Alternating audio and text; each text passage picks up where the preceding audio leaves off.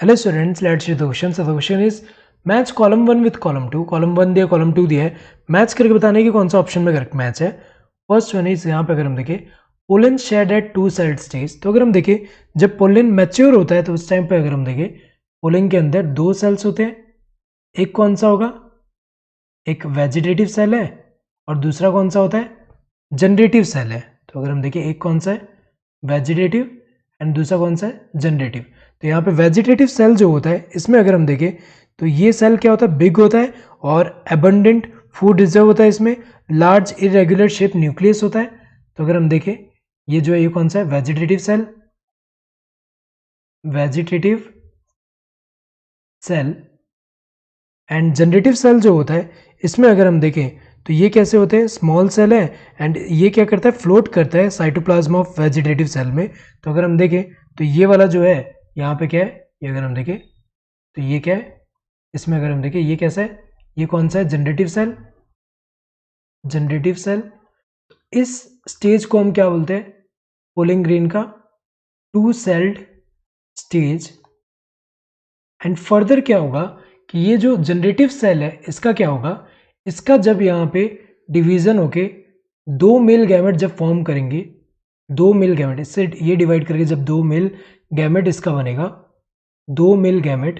तो जब दो मेल गैमेट बन रहे हैं तो दो मेल गैमेट प्लस जो वेजिटेटिव सेल है, वेजिटेटिव सेल, ये मिलके अगर हम देखें थ्री सेल स्टेज बन रहे, थ्री सेल्ड स्टेज बन रहे. तो अगर हम देखें तो जो ओवर 60% ऑफ एंजियोस्पर्म में अगर हम देखें तो जब पोलन शेड होता है, जब एंथर से जब रिलीज होगा तो वो टू सेल स्टेज में होता है. तो अगर हम देखें pollen shed at two cell stage जिसमें vegetative cell and generative cell होगा वो ओवर 60% एंजियोस्पर्म में होता है.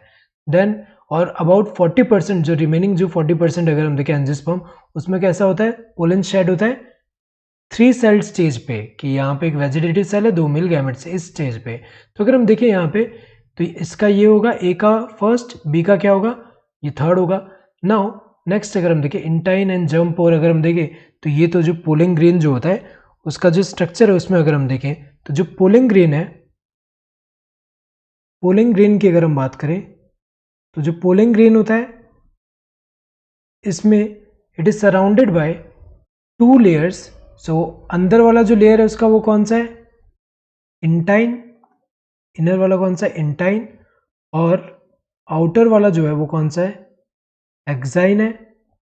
तो अगर हम देखें इंटाइन एंड एक्साइन ये दो लेयर होते हैं इसमें. तो अगर हम देखें यहाँ पे ये क्या है एक्साइन है. तो जो एक्साइन होता है ये क्या होगा, ये थिक होता है, रिजिड होता है because of the presence of sporopollenin जो कि हाईली रेजिस्टेंट ऑर्गेनिक मटेरियल होता है. एंड इंटाइन जो होता है ये क्या होता है, ये थिन होता है, सॉफ्ट होता है एंड इलास्टिक होता है. तो अगर हम देखें तो ये किससे बना होता है, पैक्टोसेलुलोज से बना होता है. तो अगर हम देखें यहाँ पे सेलुलोज एंड पैक्टिन से जो बना होता है वो कौन सा इंटाइन है, इंटाइन इससे बना होता है. देन ये वाला जो पोर्शन है जहाँ पे अगर हम देखें एक्साइन एब्सेंट है यहाँ पे, तो एक्साइन अगर हम देखें तो यहाँ पे एब्सेंट होने की वजह से अगर हम देखें ये जो है इसको हम जर्म पोर बोलते हैं, ये वाले को हम क्या बोलते हैं जर्म पोर. और जब पोलन ट्यूब फॉर्म होता है वो इसी के थ्रू यहाँ से निकलता है. तो अगर हम देखें तो जर्म पोर जो है यहाँ पे इसका क्या होगा, यहाँ पे क्या होता है जर्म पोर के यहाँ पे स्पोरोपोलिनिन क्या होंगे एब्सेंट होंगे. तो डी का क्या होगा फोर्थ होगा. तो अगर हम देखें ए का क्या होना चाहिए फर्स्ट, ए का फर्स्ट यहाँ दिया है, इसमें थर्ड है तो गलत है ए के लिए, यहाँ सेकंड है तो गलत है, यहाँ फोर्थ है तो गलत है. बी के लिए क्या होना चाहिए थर्ड, सही दिया है. सी के लिए क्या होना चाहिए सेकंड, सही दिया है.